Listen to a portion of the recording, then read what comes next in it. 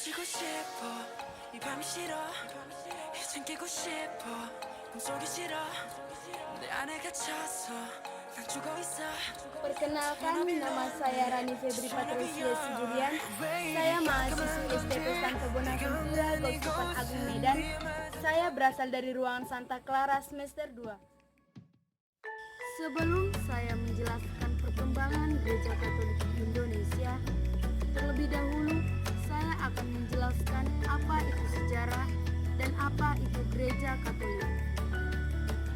Sejarah merupakan dasar, fondasi ataupun tiang dari berbagai hal yang menunjang segala penjuru pengetahuan. Menurut Kamus Besar Bahasa Indonesia mengatakan bahwa sejarah merupakan asal-usul kejadian ataupun peristiwa yang benar-benar terjadi pada masa lampau. Gereja Katolik adalah sekumpulan orang-orang yang meyakini atau yang percaya akan ajaran Yesus Kristus melalui ke-12 rasulnya yang disampaikan oleh imam-imam Katolik.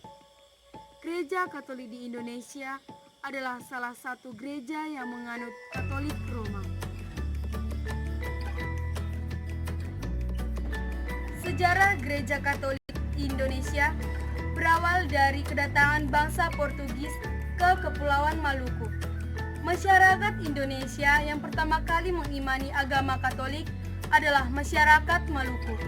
Pada tahun 1534, Kolano, kepala kampung Mamuya, dan seluruh penduduknya dibaptis sebagai umat Katolik. Salah satu pendatang itu adalah Santo Franciscus Xaverius yang pada tahun 1546 sampai 1547 datang mengunjungi Pulau Ambon, Saparua, dan Ternate. Ia membaptis beberapa ribu masyarakat di sana. Xaverius tidak menyebarkan Katolik dengan cara berdebat dengan orang-orang awam.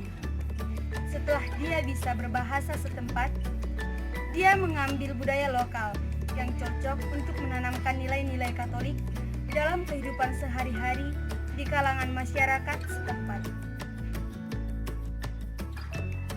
Xaverius sadar bahwa tidak semua unsur kebudayaan bukan Kristen harus dianggap hina atau ditolak begitu saja. Sebaliknya, ada banyak hal yang patut dihargai. Agama Kristen harus disampaikan sesuai dengan pendidikan dan kebudayaan setempat. Setelah 1 tahun lebih di Maluku, Xaverius kembali ke Malaka. Target berikutnya adalah Jepang. Di Malaka, Xaverius bertemu dengan seorang Jepang yang bernama Yajira, yang mengungsi di Jepang karena membunuh orang.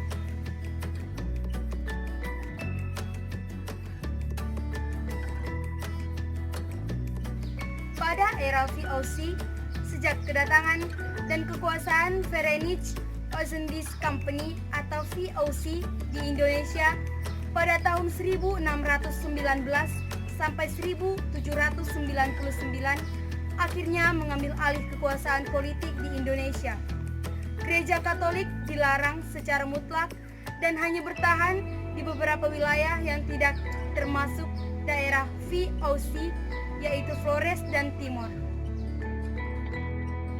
Para penguasa VOC beragama Protestan mengusir imam-imam Katolik yang berkebangsaan Portugis dan menggantikan mereka dengan pendeta-pendeta Protestan dari Belanda.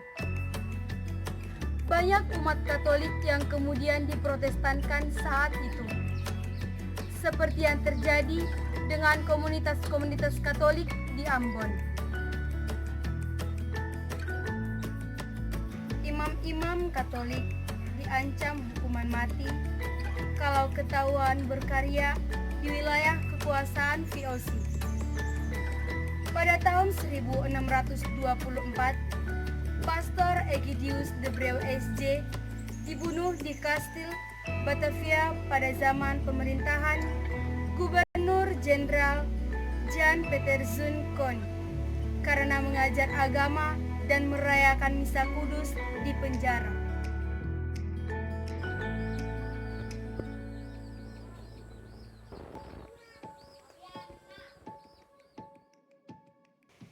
Pada tanggal 4 April 1808, dua orang imam dari negeri Belanda tiba di Jakarta, yaitu Pastor Jacobus Nelson Projo dan Pastor Lambertus Prisen Projo, yang diangkat menjadi prefek apostolik pertama adalah Pastor Jacobus Nelson Projo.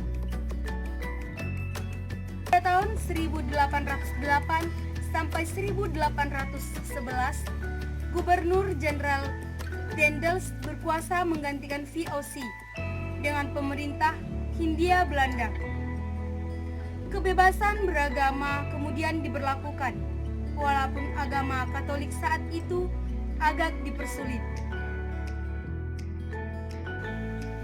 Saat itu, hanya ada 5 pastor untuk menghadapi 9.000 orang yang hidup berjauhan satu sama lainnya. Akan tetapi, pada tahun 1889, kondisi ini membaik, di mana ada 50 orang imam di Indonesia.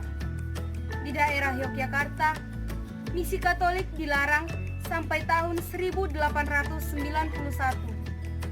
Dan perkembangan agama Katolik di Pulau Jawa dimulai dengan masuknya Pastor Van Lith.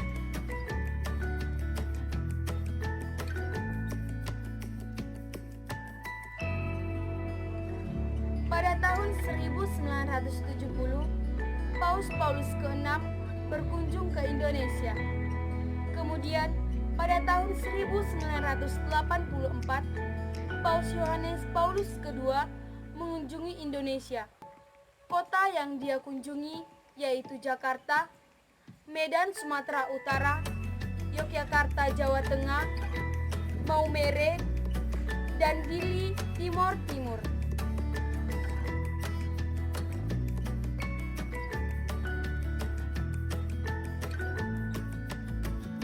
Seiring berjalannya waktu, perkembangan gereja Katolik di Indonesia sangat cepat. Di Indonesia telah mencapai 37 keuskupan. 37 keuskupan itu terdiri atas daerah Pulau Jawa, Kalimantan, Flores, Sumba, Timor, Sulawesi, Ambon, Papua, dan Sumatera. Sejarah Katolik di Indonesia tidak bisa dilepaskan dari nama Santo Franciscus Xaverius yang ikut menyebarkan Katolisisme di Asia dengan menumpang kapal Portugis. Demikianlah penjelasan saya mengenai sejarah Gereja Katolik di Indonesia. Semoga bermanfaat untuk kita semua. Terima kasih.